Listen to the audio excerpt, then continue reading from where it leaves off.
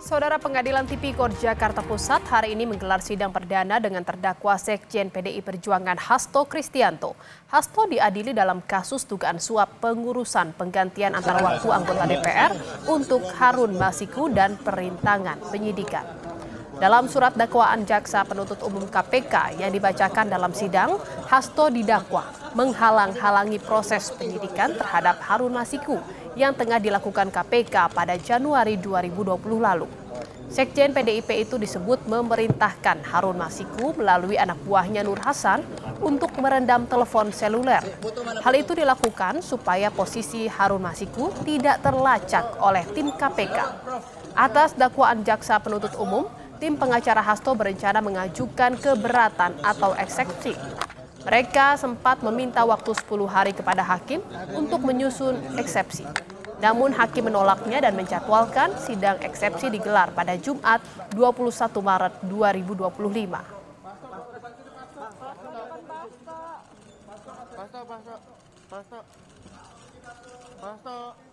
Saudara, dalam dakwaannya jaksa penuntut umum KPK mendakwa Sekjen PDIP Hasto Kristianto dengan sengaja mencegah, merintangi atau menggagalkan penyidikan terhadap Harun Masiku. Hasto disebut jaksa menyuruh Harun Masiku melalui Nur Hasan untuk merendam telepon genggam Harun sehingga tidak bisa terlacak oleh KPK yang tengah melakukan OTT. Perbuatan terdakwa dilakukan dengan cara-cara sebagai berikut. 1. Menyuruh Harun Masiku melalui Nur Hasan untuk merendam telepon genggam. Bahwa pada tanggal 26 November 2019, pimpinan KPK menerbitkan surat perintah penyelidikan nomor Sprinlit 134-01-11-2019 tentang dugaan tindak pidana korupsi berupa penerimaan, hadiah atau janji oleh penyelenggara negara di DPR RI terkait dengan pengurusan dan pelaksanaan APBN tahun anggaran 2020. Atas penyelidikan tersebut, penyelidik menemukan dugaan tindak pidana korupsi penerimaan hadiah atau janji oleh penyelenggara negara di Komisi Pemilihan Umum atau KPU, kemudian melaporkan kepada pimpinan KPK.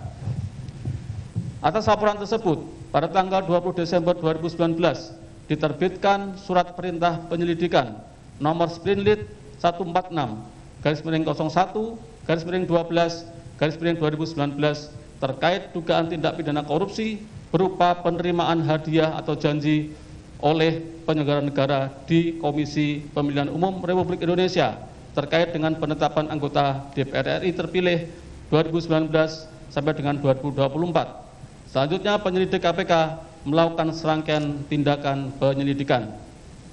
Pada tanggal 8 Januari 2020, petugas KPK menerima informasi perihal komunikasi antara Wahyu Setiawan dengan Agustiani Tio Fridelina yang menyampaikan adanya penerimaan uang terkait dengan rencana penetapan Harun Masiku sebagai anggota DPR RI terpilih 2019 sampai dengan 2024. Sehingga petugas KPK mulai mengawasi pergerakan pihak-pihak yang diduga terlibat, yakni Wahyu Setiawan, Harun Masiku, Saiful Bahri, Doni Tri Istiqomah, dan Agustiani Tio Fridelina. Selang beberapa waktu kemudian, petugas KPK berhasil mengamankan Wahyu Setiawan di Bandara Soekarno-Hatta. Pada sekitar pukul 18.19 WIB, terdakwa mendapatkan informasi bahwa Wahyu Setiawan telah diamankan oleh petugas KPK. Kemudian terdakwa melalui Nur Hasan memberikan perintah kepada Harun Masiku agar merendam telepon genggam miliknya ke dalam air dan memerintahkan Harun Masiku untuk menunggu atau standby di kantor DPP PDI Perjuangan dengan tujuan agar keberadaannya tidak bisa diketahui oleh petugas KPK. Pada sekitar pukul 18.35 WIB, bertempat di sekitar Hotel Sofian, Cut Mutia, Jakarta, Harun Masiku bertemu dengan Nur Hasan, menindaklanjuti perintah terdakwa, dan atas bantuan Nur Hasan pada jam 18.52 WIB, telepon genggam milik Harun Masiku tidak aktif dan tidak terlacak. Selanjutnya, petugas KPK memantau keberadaan Harun Masiku melalui update posisi telepon genggam milik Harun Hasan yang terpantau pada jam 20.00 WIB bersama dengan Harun Masiku berada di Perguruan Tinggi Ilmu Kepolisian atau PTIK. Dan pada saat bersamaan, Kusnadi selaku orang kepercayaan terdakwa juga terpantau berada di PT IKA.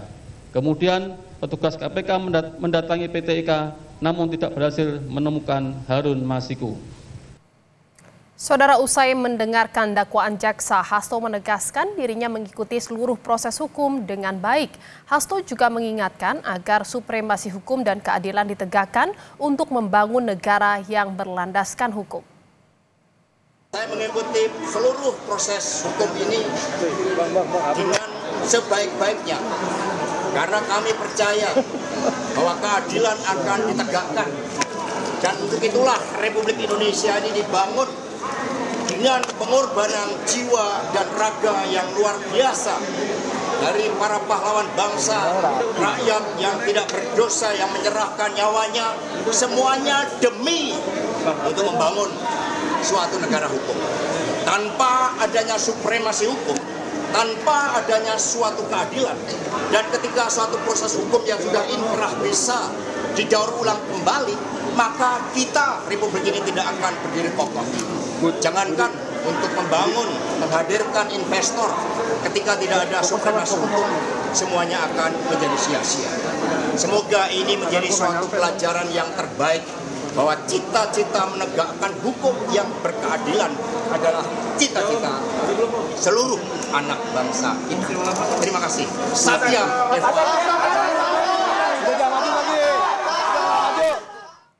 Sebelumnya, Saudara, Hasto Kristianto ditetapkan sebagai tersangka oleh KPK dengan 2 jeratan pasal sekaligus, yakni pasal suap dan perintangan penyidikan.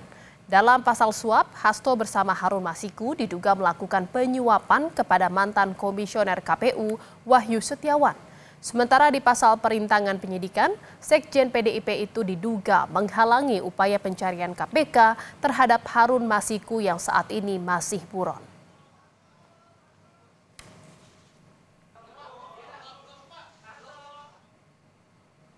Hasto Kristianto diketahui sempat mengajukan gugatan pra-peradilan atas status tersangkanya, tapi gugatan itu tidak diterima hakim. Hasto kemudian melakukan gugatan pra-peradilan kedua, tapi gugatan itu juga telah dinyatakan gugur oleh Pengadilan Jakarta Selatan. Kala itu Hakim Tunggal Pengadilan Negeri Jakarta Selatan, Afrizal Hadi menyebut berkas perkara tindak pidana Hasto telah dilimpahkan ke Pengadilan Negeri Tindak Pidana Korupsi Jakarta Pusat, sehingga hakim pra-peradilan tak punya wewenang lagi untuk memeriksa dan mengadili.